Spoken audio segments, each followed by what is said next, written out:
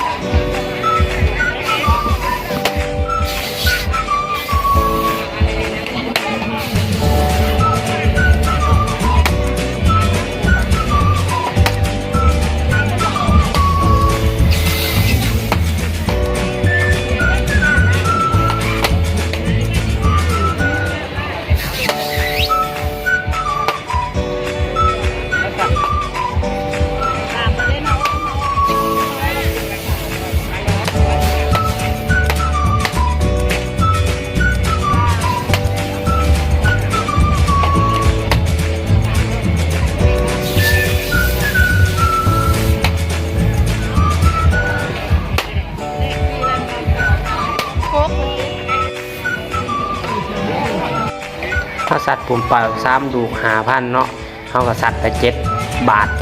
ก็ไหลน้ำมา4 กวดเนาะเสียเงินไป35,000เนาะว่าสิพาทุกคนมายิงปืนกับคนเต็มแล้วแหละน่าจะบ่ได้ยิงแหละ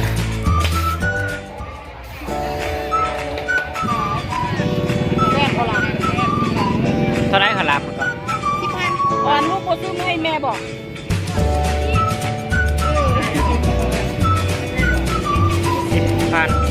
10,000ว่ะ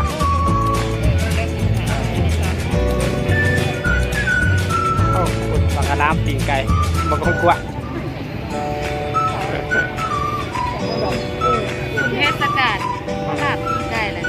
ได้อ่อนจิ๋วลูกชิ้นอ่อนเป็นลูกชิ้นน้ำมัน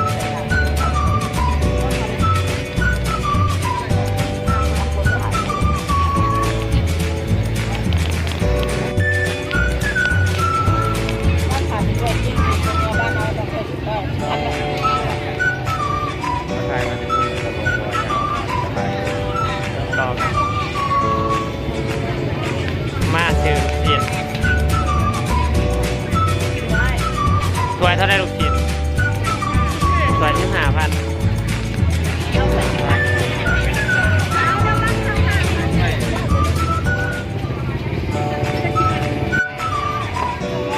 ซื้อเอาถ้วย10,000จะเอาได้ปะ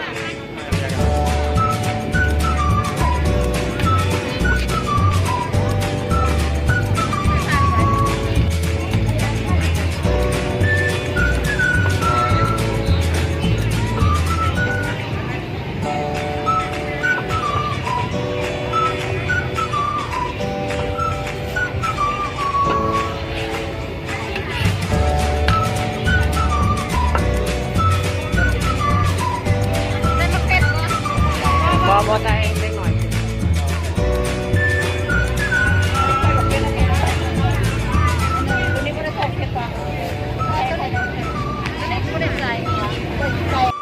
ตอนนี้ก็ซื้อบัคคาร้าน10,000แล้วก็ซื้อลูกจืดลูกซีนอีก10,000เขาก็สิเมื่อยเลยเนาะวันนี้ก็ย่างมาหอดมอสิหอดรถเนาะแต่ก็มาได้พูดกันหลายอย่างหลายแนวเลยแต่น้อยหนึ่งเงิน100,000ก็ยังเหลืออยู่ประมาณ